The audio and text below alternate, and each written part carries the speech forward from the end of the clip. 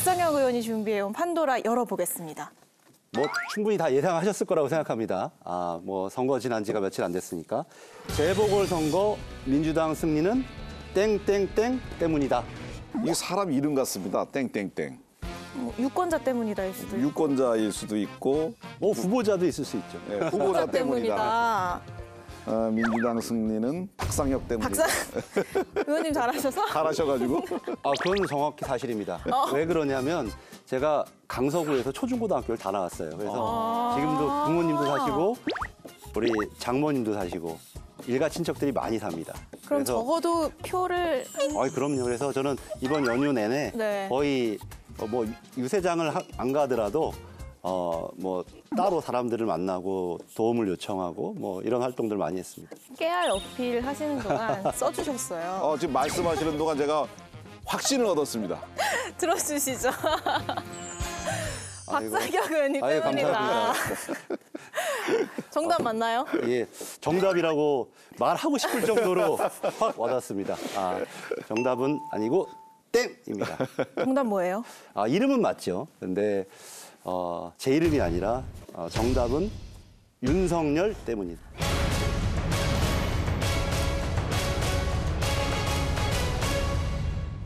강서구가 민주당 텃밭이라고는 하지만 직전 선거를 좀 비교를 해보면 오세훈 서울시장, 송영길 후보의 승리를 했고요. 김태우 후보도 이 강서구청장 선거에서 민주당 후보에 비해서 2.6%포인트 차이로 이긴 지역이거든요. 이게 1년 반도 안 됐죠? 1년 4개월 만에 민심이 이렇게 돌아선 이유, 결정적인 이유 뭐라고 보세요? 우리가 민심을 좀 제대로 읽지 못하고 있다라는 생각이 가장 크고요. 민주당은 계속해서 정권 심판론을 이야기했습니다. 그리고 우리는 거대 야당 심판론을 이야기했어요. 근데 거대 야당 심판론보다는 정권 심판론이 오히려 더 먹힌 거 아닌가. 민주당에서는 정권 심판론이 먹혔다, 이런 분석인가요? 그러니까 대표부터 원내대표도 모두 뭐라고 했냐면 민주당의 승리가 아니다 이렇게 평가를 했습니다. 물론 네. 뭐 질문은 그렇게 됐습니다만 민주당이 잘해서 저희들한테 표를 준 것은 아니다라는 데에 대해서 국회의원들도 다 동의를 하는 바입니다. 대통령의 여러 가지 정책 실패, 인사 불통, 그리고 국민들에 대한 무시 뭐 이런 것들이 중첩적으로 만들어낸 좀 결과라고 저희들은 생각을 들고요. 선거가 끝나면 사실 진 쪽에 관심이 더 많이 가죠. 왜냐하면 지면은 어떻게 변화가 일어나기 마련이니까요. 우리당을 어떻게 체질 개선해서 국민들의 사랑을 받을 수 있는 정당으로 만들 것이냐. 오래 걸리지 않을 겁니다. 지금 국민의힘 당내 분위기 어떻습니까? 사실 이번 선거는 이제 우리 당에서 치른 선거죠. 그래서 사실 뭐 대통령한테, 그러니까 민주당은 이제 대통령 때문에 우리가 이긴 거다 이렇게 얘기하고 싶지만 사실 우리 이제 당에서 여러 가지 것들을 제대로 못 담아냈기 때문에 졌다라고 생각을 하고요. 뭐 지도부 책임론이라고 해서 뭐 사퇴 뭐 이런 얘기도 나오기는 했었는데 그거는 너무 무책임하다. 뭐 지금 이 구청장 선거 졌다고 그럼 다 가면 소는 누가 키우냐. 일을 해야지 더 열심히. 그래서 그거는 이제 좀 가라앉았고 무엇보다도 혁신기구를 만들어서 당의 혁신을 이끌어내야 된다. 근데 당대표 중심이 이끌어가는 혁신기구여서는 안 되고 독립적인 혁신기구여야 되지 않겠느냐. 이런 이야기들이 오고 가고 있고요. 수도권 지역에 좀 활력을 불어넣을 수 있는 사람들이 누굴까. 부산에서 더 이상 출마를 안 하고 어려운 수도권에서 선거를 하겠다라고 보는 하태경 의원한테 맡기는 게 좋을까? 우리 당 외부에서 우리 당이 하는 것을 계속 지켜봐왔던 조정훈 의원한테 맡기는 것이 좋을까? 비주류지만 굉장히 합리적인 평택의 유이동 의원, 그리고 우리 판도라 단골 손님인 전 삼선 의원 출신의 김영우 의원 같은 분들이 되게 합리적이고 또 지략이 뛰어난 분들이니까 그런 분들한테 맡기는 것이 좋을까. 여러 가지 아이디어들이 지금 나오고 있는 것으로 알고 있습니다. 여러분 거명하시면서 저희들이 가장 무서워하는 카드는 이준석 카드인데 그걸 말씀을 안 하시길래 좀 약간 안도했습니다만 오히려 이준석 전 대표 같은 사람을 쓰는 게 선거에서는 도움이 될 가능성이 높다. 아까 지금 말씀하신 여러분들 계시지만 그 모든 사람보다는 지난 대선을 이겼던 경험 있는 사람이 이준석 대표 아니겠습니까? 그래서 저는 이준석 대표를 저희들은 제일 경계합니다. 저 개인적으로는. 제일 무섭습니까? 지금 국민의힘에서는 제일 경계하는 사람입니다. 민주당이 제일 무서운 카드 써야 되는 거 아니에요? 민주당도 우리가 누가 당대표가 되면 무서울까요? 사실 이재명 대표가 있는 민주당은 그렇게 두렵지 않아요. 우리가 두려운 당은 예를 들어서 김태섭 의원이 민주당 당대표면 우리가 좀 무서울 수가 있거든요. 제일 무서운 카드니까. 네. 그런데 뭐 여러 사람이 있겠지만 그중에 한 명이죠. 그런데 민주당에서 금태섭 의원을 당대표로 데려가지는 않거든요. 그런 각 당의 상황들이 있으니까 또 그것도 이해하고 바라봐야 될 것 같습니다. 지금의 본질적 문제는 이 대통령 중심제 하에서 대통령의 강한 권력 그리고 거의 집권당을 출장소로 만들려고 하는 이런 데서 발생하고 있는 것은 아닌가. 그래서 오히려 가장 핵심적인 이야기는 저는 이건 뭐 국민의힘에만 해당하는 것이 아니라 대통령에 대해서 바른 말을 하고 여러 가지로 대통령을 견제할 수 있는 또 한편의 집권 여당의 힘 이게 본질이 아닐까라는 생각이 들어요. 그러면 이번엔 민주당 분위기를 좀 살펴보겠습니다. 완승을 했어요. 근데 와 환호하기보다는 겸손 모드가 대체적인 것 같아요. 이번 선거 결과는 민주당에 대한 신뢰라기보다 좀 제대로 하라는 기회를 주신 것으로 생각합니다. 국민이 주신 기회 겸허하게 받들겠습니다. 국민들은 제일 싫어하는 모습이 오만하고 독선적인 모습 그리고 승리에 도취한 모습 이런 거 싫어하시지 않습니까? 저는 정당이라고 하면 그런 국민들의 자세에 맞게 가야 되고요. 또 지금 며칠 사이에 우리 민주당이 조금 안정을 찾은 것 같지만 얼마 전까지도 굉장히 불안한 모습이었습니다. 국민들께서 많이 걱정하셨고 당원들께서도 매섭게 질책을 하셨습니다. 그래서 단순하게 구청장 선거 한 번의 승리를 가지고 우리가 잘했다 이렇게 평가할 수 있는 그 어떤 계기도 없을 뿐만 아니라 스스로의 그런 근거도 없는 거죠. 속담이 하나 생각납니다. 뭐요? 부자들이 몸을 좀 많이 조심합니다. 민주당은 사실 이번 선거를 통해서 많은 걸 얻었어요.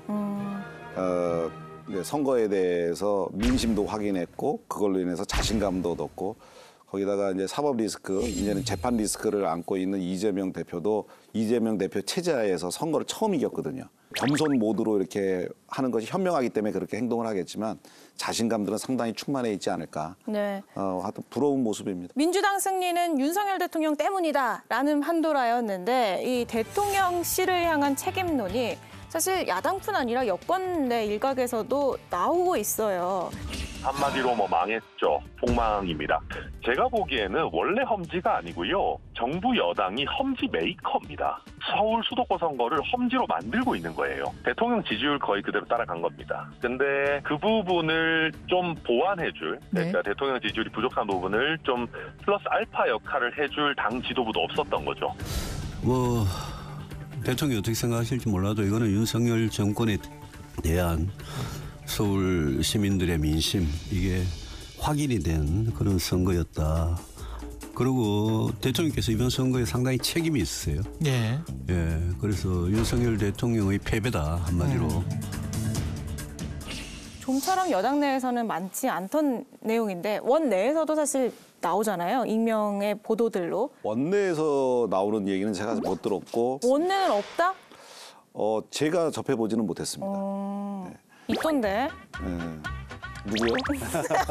이름 좀 적어줄래? 따로 좀. 그러니까 이제 각자 자기 자리에서 자기들이 할 수 있는 개혁과 본인들이 참여할 수 있는 변화를 일궈낸다면 그것이 옳은 정답이다. 예. 이렇게 자꾸 남을 비판하고 어디에 무슨 잘못이 있다 이렇게 하는 것은 구성원들로서는 옳지 않은 거다. 윤석열 대통령 입장이 나왔죠. 비록 기초단체장 한 곳에 선더라도 이 교훈을 찾아 변화를 추진해 나가는 게 중요하다라는 입장을 전했고 이 입장 당에도 전달한 것으로 알려졌습니다. 앞으로 이제 좀 더 당의 목소리들 그리고 이런 것들이 좀 강조가 되겠죠. 그리고 혁신기구에서 만약에 그런 것들을 문제점으로 삼는다면 그런 것에 대한 대책들도 나오지 않겠어요? 그러면서 이게 좀 균형과 조화를 이룰 수 있는 방향으로 저희가 만들어야 되겠죠. 근데 저는 좀 쉽지 않다고 생각하는 게 거기에 핵심적인 관건은 공천 문제가 있습니다. 특히 그거의 핵심은 대구 경북이나 부산 경남입니다. 자신을 지켜줄 사람들이 필요합니다. 그 사람들을 어디서 찾겠습니까? 접전이 벌어질 수도권에서 찾을까요? 대구 경북, 부산 경남 이렇게 텃밭에서 찾을 수밖에 없고 거기로 이제 자기신의 낙하산들을 좀 보내려고 하겠죠. 제가 보기엔 이제 민주당의 희망사항이에요. 그렇게 희망사항 돼야 이제 아닙니까? 우리가 공천이 엉망이 돼가지고 옥새 들고 나르샤도 나오고 막 이제 이래서 선거를 폭망하게 되는데 사실 그 대통령께서는 원래 정치인이 아니셨어요. 그래서 정치적으로 누구한테 빚을 진 사람들이 없습니다. 예, 정말 괜찮은 사람들이 있으면은 당에다 추천을 하겠죠. 이 사람은 정말 괜찮은 사람인데 한번 당에서 고려해봐라. 이제 그러면 당은 사실 뭐 선거 때 되면은 많은 인재들이 필요하니까 네. 뭐 대통령실에서만 받겠어요. 거기서도 받고 원로들한테 추천도 받고 또 언론인들 이런 분들 뭐 우리 유호정 앵커 이런 분들 막 와서 출마해달라고 얘기하고 그럴 텐데 그렇게 되지 대통령께서 뭐 이 선거 공천을 이렇게 주름 잡는다.